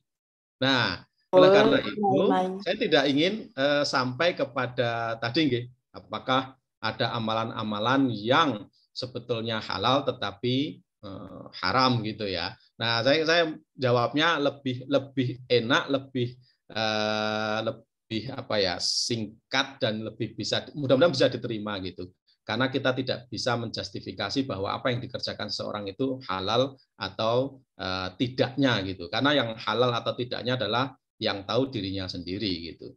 Nah, kalau yang haram itu yang jelas-jelas haram ya kita tahu misalnya ada daging babi, ada makanan yang diharamkan oleh Allah, 4 hal itu gitu ya. ada daging babi, kemudian darah, bangkai, sesembelihan yang tidak dengan menyebut asma Allah. Nah, itu haram, itu jelas yang perbuatan-perbuatan yang haram gitu. Tapi apakah yang halal sebetulnya adalah haram? Yang tahu adalah dirinya sendiri. Saya kira begitu. Ya. Dan saya tidak bisa menjawab lebih ini lagi ya, lebih rinci karena itu adalah private betul gitu ya. Yang tahu adalah dirinya sendiri. Oke, terima kasih Ustaz. Ada pertanyaan lagi nih dari Bu Kulia nih. Assalamualaikum Pak Ustaz, izin bertanya bagaimana kita tahu kalau pahala sedekah kita telah diterima oleh Allah Subhanahu wa taala? Terima kasih. Ya, ini pun juga kita tidak tahu kan, apakah pahala itu diterima oleh Allah SWT atau tidak, itu kita tidak tahu. Tapi ada satu doa yang diajarkan oleh Nabi Ibrahim alaihissalam, gitu ya. Ada doa yang diajarkan oleh Nabi Ibrahim alaihissalam. Yang pertama gitu. Ketika kita bersedekah, niatnya itu karena Allah Ta'ala. Itu satu. Begitu pula ketika Ibrahim alaihissalam dan Ismail alaihissalam membangun Ka'bah itu niatnya itu karena Allah SWT, bukan karena niat yang lain gitu. Kemudian yang kedua, setelah sedekah, mestinya kemudian kita tidak menyebut-nyebut amalan kita itu. Tidak nyebut-nyebut gitu. Tapi justru berdoa seperti doanya Nabi Ibrahim. Apa itu? Di dalam Quran surah Al-Baqarah 126 itu disebutkan di sana. Rabbana taqabbal minna. Ya Allah, terimalah persembahan kami. Ya Allah, terimalah ibadah kami. Itu adalah yang menenteramkan jiwa kita. Kan banyak loh orang itu ketika ketika bangun masjid gitu ya, kita menuliskan hamba Allah 1 juta, hamba Allah 50 juta. Ketika diumumkan itu awal-awal gitu kita ikhlas gitu. Tapi ketika yang nyumbang 50 juta itu dia bisa berkata kepada tetangganya, ngerti tak? Kui sopo mau hamba Allah 50 juta. Kui aku harus gugur kabeh gitu. Itu gugur semuanya gitu. Maka ketika kita sedekah, ketika kita beramal itu cul sajalah. Terus setelah itu nggak usah ada pikiran macam-macam. Biarkan matematikanya Allah itu yang bekerja gitu. Bukan matematika kita. Kalau kita nanti 1 juta nanti dapat 700 juta, ya jangan, tidak seperti itu. Itu matematikanya Gusti Allah. Barangkali dengan 1 juta itu kita berinfak, kita bersedekah, mestinya kita sakit dan kita bayarnya barangkali 1 miliar, tapi karena kita tidak jadi sakit, maka kita tidak kehilangan yang 700 juta ataupun 1 miliar itu kalau di rumah sakit. Maka itu goro-goro kita infak sedekah 1 juta. Ya sudah, itu adalah matematikanya Gusti Allah. Nah, oleh karena itu ketika kita berinfak, ketika kita bersedekah, apakah diterima atau tidaknya, ya kita niatkan sekali lagi itu karena Allah semata, bukan untuk mencari pujian dari orang lain. Yang kedua, ketika kita bersedekah, maka kemudian sudah cul. Kita sudah tidak mikir-mikir apa yang sudah menjadi kebaikan kita. Yang ketiga, mestinya kemudian kita istighfar dan kita berdoa kepada Allah, Rabbana taqabbal minna. Ya Allah, terimalah ibadahku. Ya Allah, terimalah ibadah kami. Ya Allah, terimalah persembahan kami. Itu saja sehingga kita enteng gitu. Nah, dengan demikian, kalau nantinya hari berikutnya, bulan berikutnya kita bersedekah lebih lagi gitu. Nah, itu adalah tanda-tanda bahwa kita termasuk orang yang bersyukur tadi. Ketika bersyukur, maka Allah tambahkan nikmatnya kepada kita semuanya. Sekarang ini kan banyak sehari 1000 nggih. Ada celengan gitu, SMS gitu ya. Sehari minimal 1000. Mungkin hari ini kita 1000, tapi minggu depan sehari itu bisa loh 10.000 gitu. Kenapa? Ya karena Allah ilhamkan kebaikan kepada kita dan Allah karuniakan nikmat kepada kita sehingga dengan demikian maka mestinya kita tidak berpikir apa yang sudah kita lakukan, tapi kemudian kita ikhlasan saja semuanya kepada Allah SWT. Nggih, saya kira ngaten nggih. Oke. Ini ada yang mau bertanya lagi? atau sudah izin bertanya? Monggo Mas Hasko. Ya, Ustaz Joko, saya Hasko. Ustaz, ngapunten, saya tertarik sekali dengan yang dipaparkan tadi, yang terakhir, mudahnya kita menilai amal seseorang itu dikaitkan dengan perasaan kita. Nah, bagaimana kita caranya melakukan itu pada diri kita, karena seolah-olah kita ini sudah merasa yang apa ya, alih-alih atau habis subuh, walaupun kita diam tapi hati kita tuh merasa kita yang paling alih. Terus kemudian mata kita melihat ada orang yang di tengah, seolah-olah konteks kita antara iman di era subuh ya, era melokasian. Jadi itu kesombongan. Bagaimana caranya menghilangkan hal itu di hati kita, Tat? Mohon maaf, ini saya maksudnya nanti saya Tat. Matur nuwun. Nggih. Assalamualaikum. Matur nuwun Om Hasko. Ya, kalau setiap diri kita itu mestinya paham ya, bahwa di atas kita itu masih ada orang yang lebih baik daripada kita gitu. Sehingga di dalam hal kebaikan mestinya kita itu mendongaknya ke atas, bahwa apa yang dilakukan oleh kita ini sebetulnya baru mengumpulkan serpihan-serpihan puzzle gitu yang kecil-kecil, sehingga kemudian kita tata sedemikian rupa menjadikan kalbu kita itu menjadi tenang, hati kita menjadi tenang. Nah, kalau kemudian ketika kita ini menjudge orang lain bahwa atau menjadikan diri kita ini sudah soleh gitu, atau kita lebih baik daripada orang lain, nah ini kategori kita ya termasuk orang-orang yang sombong tadi gitu. Karena kalau kemudian kita mandek di situ bahwa kita adalah orang yang alim, bahwa kita ini orang yang paling benar, maka setan itu mudah sekali untuk menggoda kita. Itu adalah jalan utama dari setan untuk menjerumuskan kita, bahwa kita ini adalah orang yang sudah baik. Nah, oleh karena itu, maka upaya kita ini mestinya adalah terus dengan ngaji saja nih. Terus dekat dengan orang-orang yang soleh. Itu yang pertama, karena dengan demikian kita itu akan selalu terjaga. Tadi di awal saya katakan mudah-mudahan grup pengajian ini selalu dijaga oleh Allah SWT. Itu maknanya adalah di antara kita itu saling mengingatkan gitu di antara kita. Nah itu supaya menjaga kalbu kita ini, menjaga diri kita itu menjadi tidak sombong gitu.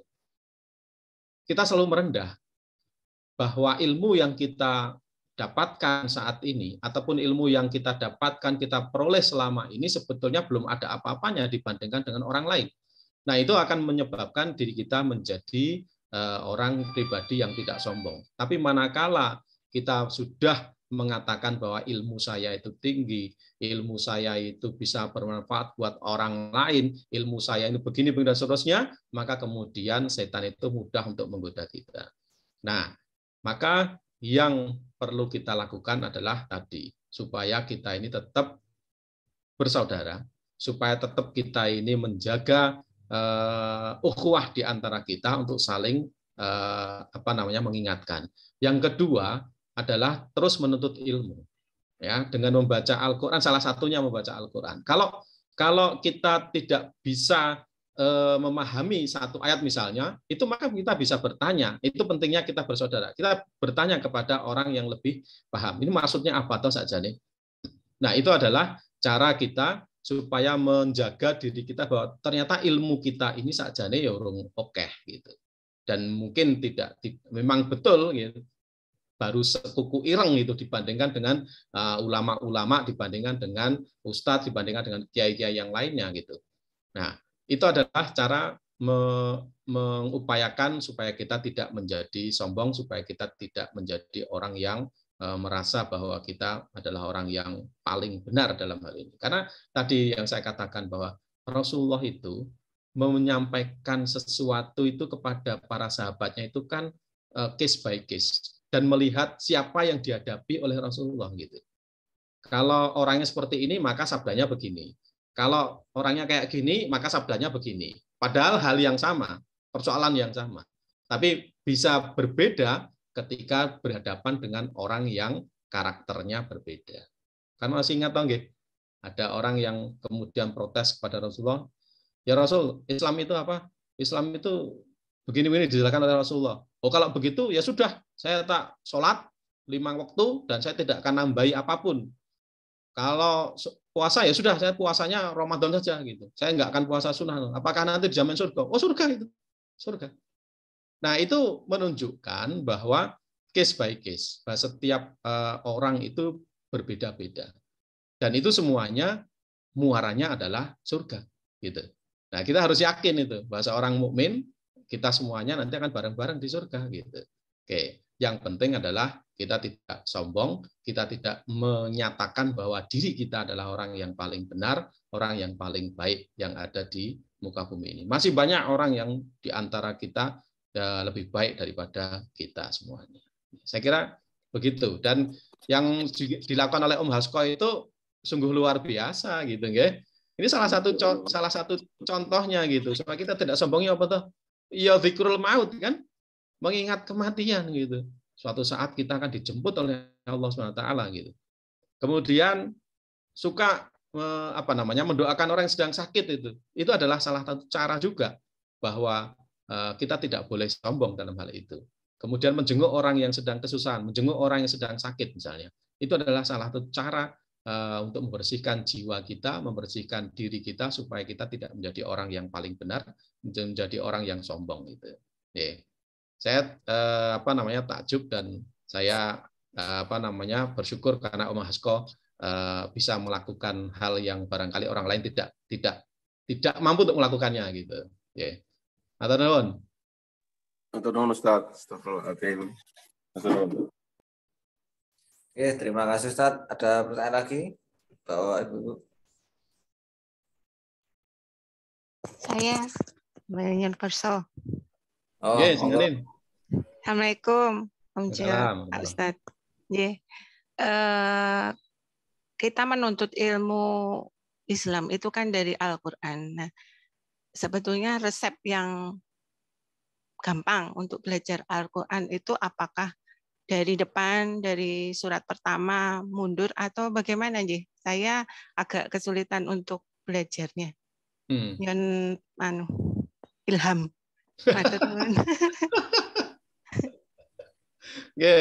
Matur nuwun jenganin. Ya paling gampang kalau surat-surat pendek, jenganin bisa mulai dari juz 30 nggih. Karena itu lebih mudah gitu. Kalau saya memang bisa mundur dari belakang ke depan itu monggo silahkan gitu. Ini tergantung juga sih ya, tergantung juga. Kalau Jeng Anin itu lebih fame, lebih nyaman dengan surat-surat yang pendek ya tentunya lebih baik dengan surat-surat yang pendek gitu. Tapi mungkin teman yang lain ada yang loncat-loncat gitu ya. Saya pas mendapatkan masalah ini tak golani Al-Quran. Oh ketemu Quran surah Al-Baqarah ayat yang ke-145 misalnya. Ternyata di 163 dan seterusnya gitu. Monggo loncat-loncat juga tidak masalah.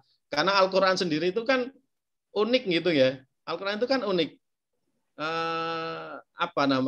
Ketika kita bicara tentang Nabi Musa misalnya, hampir di semua surat ada itu ceritanya Nabi Musa. Tapi kan tidak runtut dari lahirnya Musa sampai matinya Musa, kan tidak begitu. Al-Quran tidak begitu.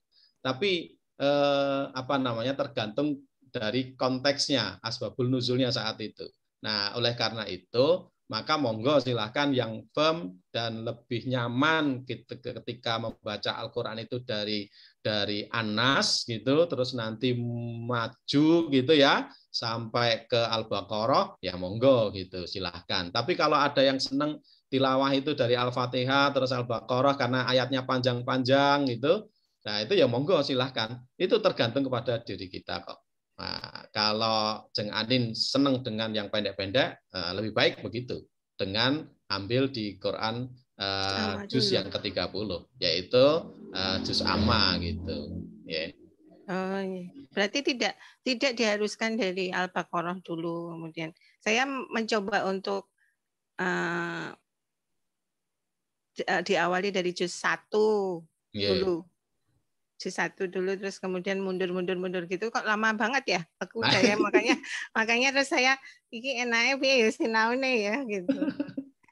Ya, dengan ini niatkan suatu saat khatam, gitu kan?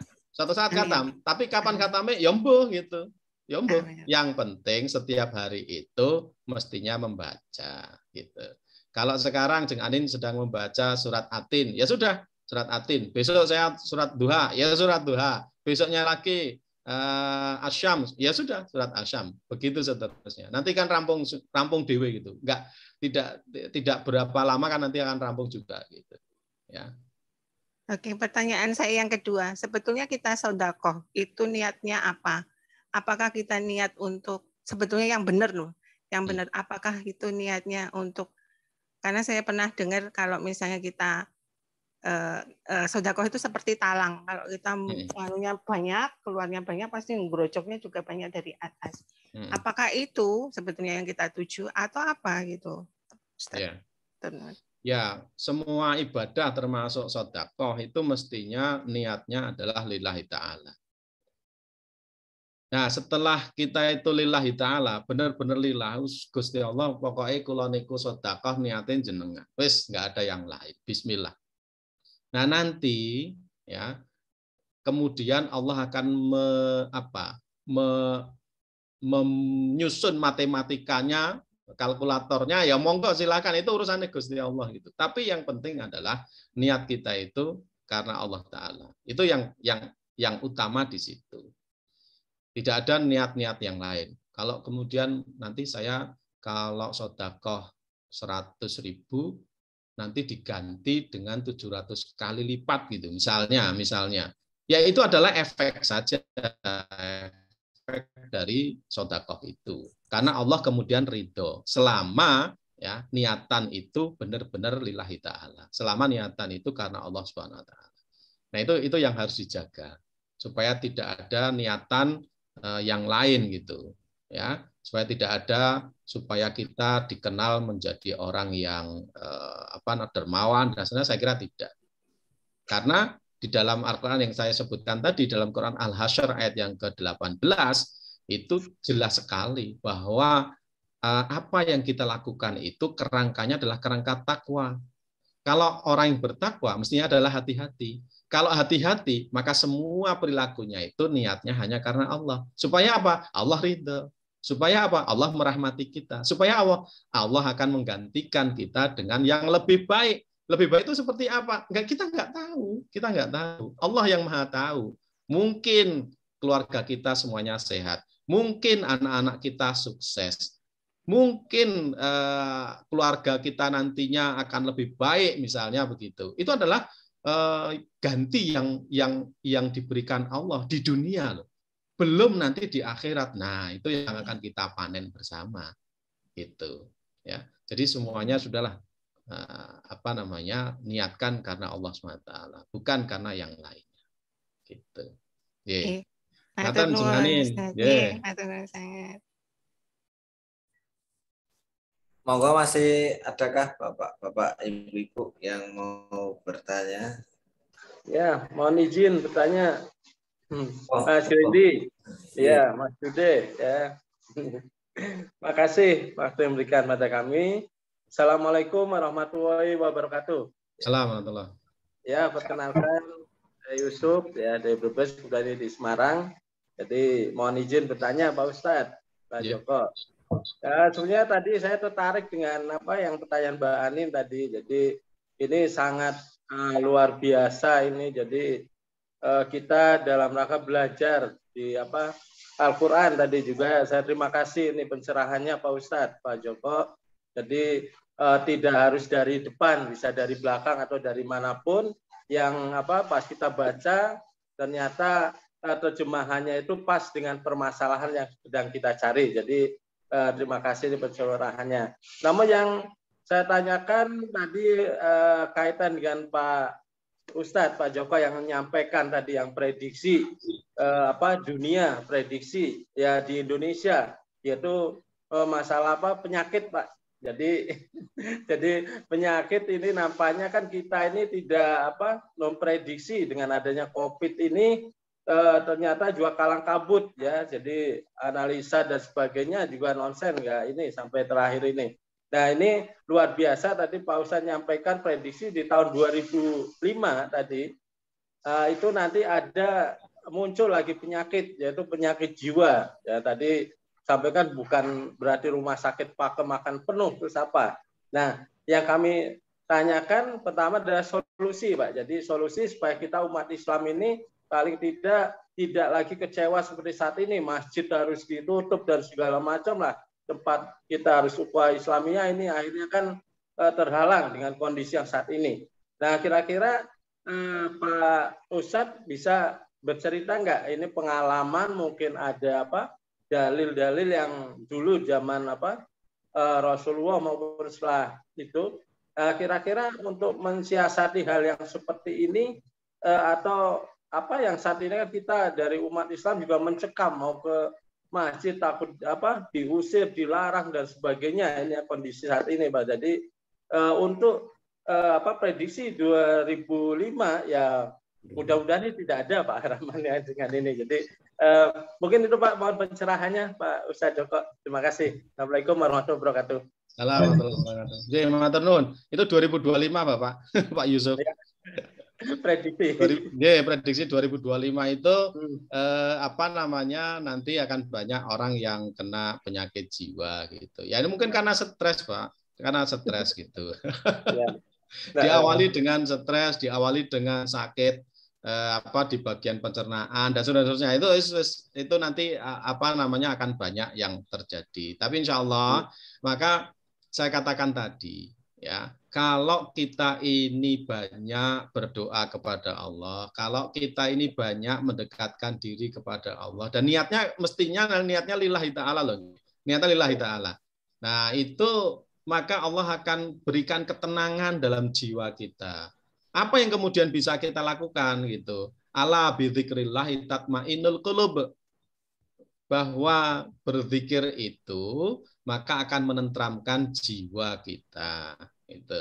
Nah, zikir itu banyak, maknanya kan banyak. Bisa tadi yang sudah Bapak Ibu lakukan dengan membaca Al-Quran.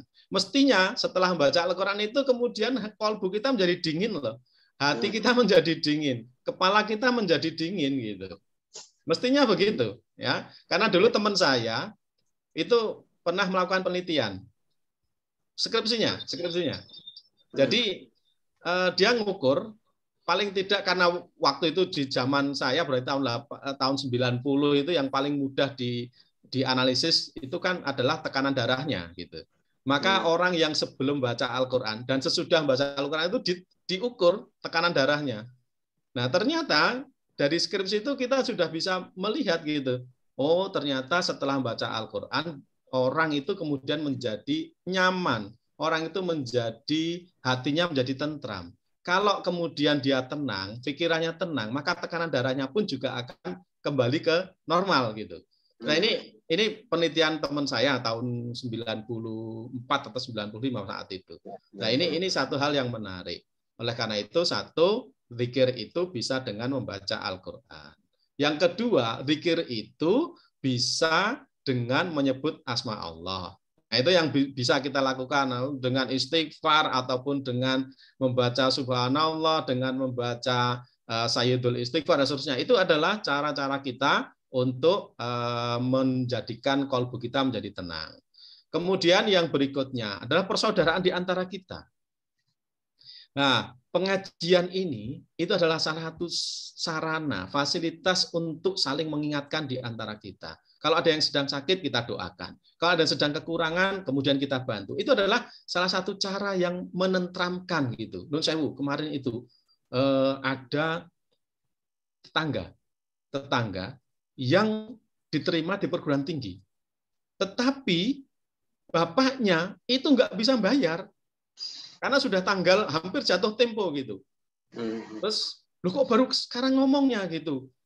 Nah, saya nggak enak ya mau minta-minta itu nggak enak gitu. Akhirnya kemudian kita kumpulkan saja uang itu, yang penting pun jenengan nggak usah mikir, hari Senin besok kita yang akan bayari bareng-bareng itu.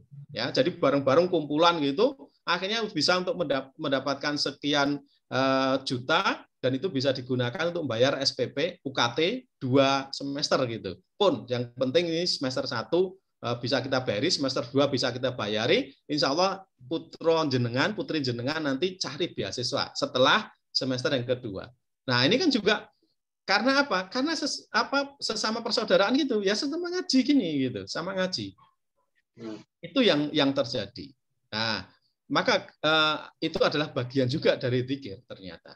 Oh, bisa mengenali karakter satu dengan yang lain. Ini sedang kekurangan. Yang ini sedang sakit. Yang ini barangkali bisa kita bantu dan seterusnya.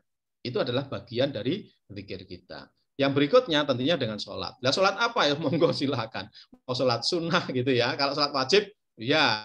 Tapi sholat-sholat yang lain kan bisa kita lakukan. Misalnya sedang gundah gulana, ambil air wudhu, kita sholat mutlak. Ya sudah, itu adalah bagian dari dzikir kita. Ya semuanya serahkan kepada Allah SWT. Gitu. Nah, saya kira begitu Bapak, Pak Yusuf, ya. Jadi banyaklah cara. Monggo nanti setiap pribadi saya kira punya cara masing-masing untuk berzikir kepada Allah Ta'ala. Amin. Terima kasih Pak Ustadz. Pertanyaan terakhir mungkin yang mau disampaikan Bapak atau Ibu.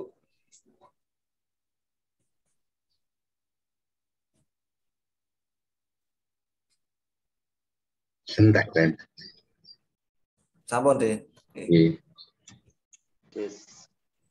Oke, kalau belum ada pertanyaan, resume dari kajian pagi hari ini adalah syukur dan sabar merupakan urusan kebaikan bagi seorang mukmin. Lalu Allah Subhanahu wa Ta'ala menjanjikan tambahan nikmat bagi orang yang bersyukur dan kedudukan tinggi bagi orang yang bersabar. Mungkin itu resume kajian pada pagi hari ini. Selanjutnya, monggo Pak Dudi. Alhamdulillah, jazakallah khairan katsir. Terima kasih kepada Ustadz Joko Santoso yang sudah memberikan tausiahnya pada pagi hari ini. Semoga Allah membalas budi baik dengan Ustadz. Perlu Bapak Ibu jamaah ketahui bahwa Ustadz Joko Santoso ini adalah dosennya Ustadz Eki Firdaus. Kemarin saya sempat japri beliau, Masya Allah, beliau kaget. Alhamdulillah Ustadz, ternyata Zoom membawa berkah buat kita semua. Alhamdulillah. Dan hari ini juga kalau Ustadz Eki punya dosen Pak Joko Santoso, alhamdulillah hari ini kembali hadir di Zoom ini guru saya, Pak Haji Harsoyo. Assalamualaikum Bapak. Matur nuwun. Pak Harsoyo. Ya, Pak Harsoyo. Oh iya. Dia mantan rektor UI, Ustaz. MIPA ya, MIPA. Iya. Sipil, di sipil. Di sipil, teknik sipil. Teknik sipil ya. Dosen saya, Pak Dudi. Iya, dosennya Mas Yusuf juga. Banyak teman yang ada di sini. Pak Harsoyo. Sehat, Pak. Assalamualaikum. Alhamdulillah. Karena 2 kali tidak hadir, alhamdulillah kalau tetap sehat, walafiat. Insya Allah beliau akan hadir lagi nanti di Zoom kita di bulan November. November. Untuk info berikutnya, insya Allah yang akan hadir di Sabtu depan tanggal 16 Oktober adalah Ustadz Agus Andrianto. Beliau pembimbing haji. Insya Allah akan hadir di Zoom kita di Sabtu depan. Kemudian sebelum diakhiri, monggo Bapak Ibu nyun sewu, pic-nya ditampilkan, kita akan ambil dokumentasi. Alhamdulillah di pagi hari ini kita sedikit keluar dari zona nyaman. Kalau biasanya di angka 60 sampai 70, hari ini tadi ada 72 apa 73. Masya Allah, alhamdulillah, alhamdulillah. Alhamdulillah. Monggo Bapak Ibu, Pak Care.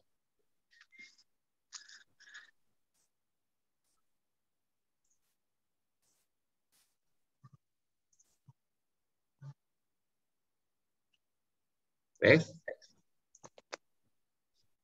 Bapak Pak Uli, mau udah jam kereta.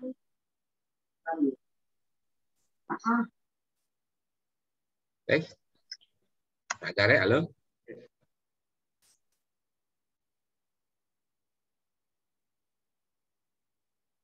Oke, sambil menunggu Pak Care, halo Pak Care. Coba.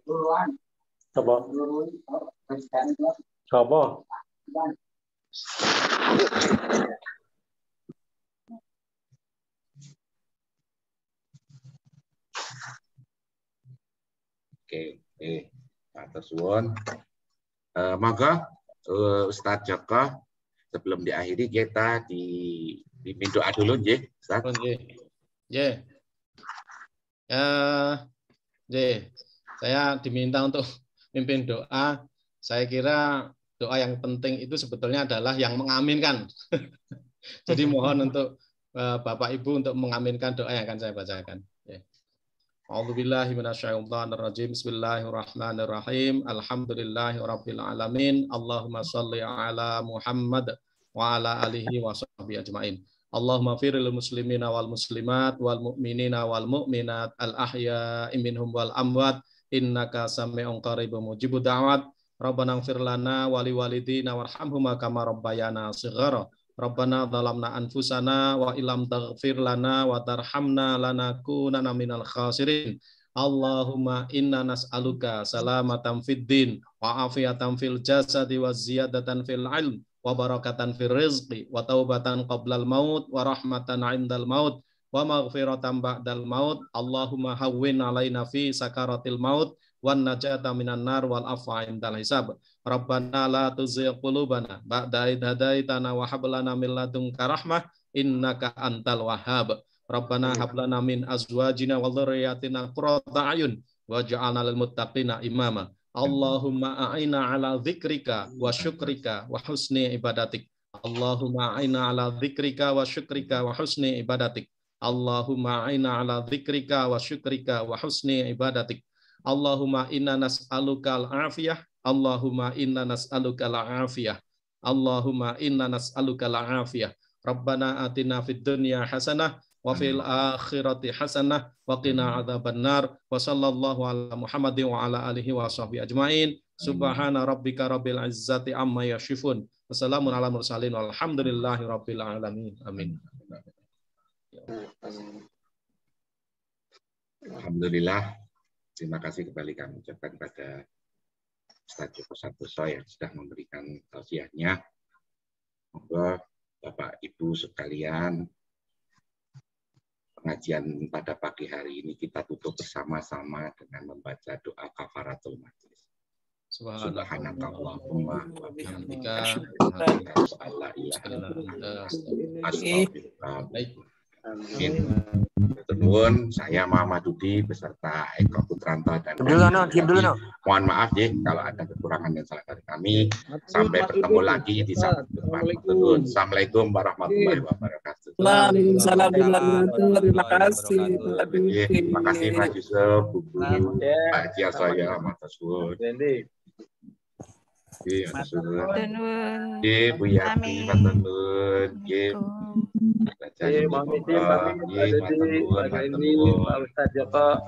Sami-sami. Assalamualaikum. Warahmatullahi.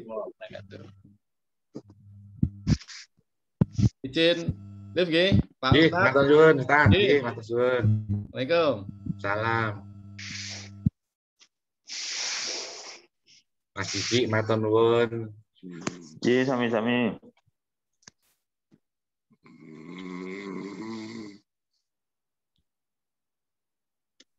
Acare.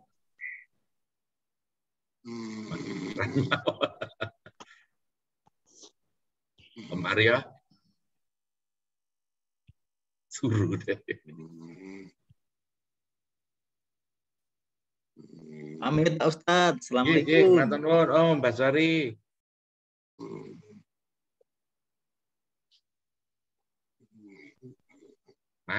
Arman.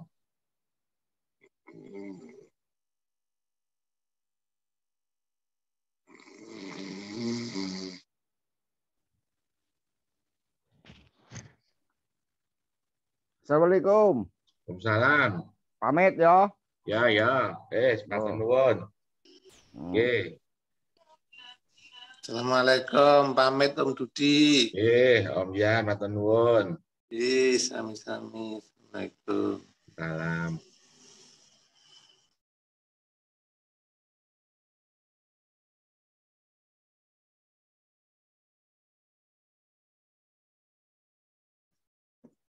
Belum diklik.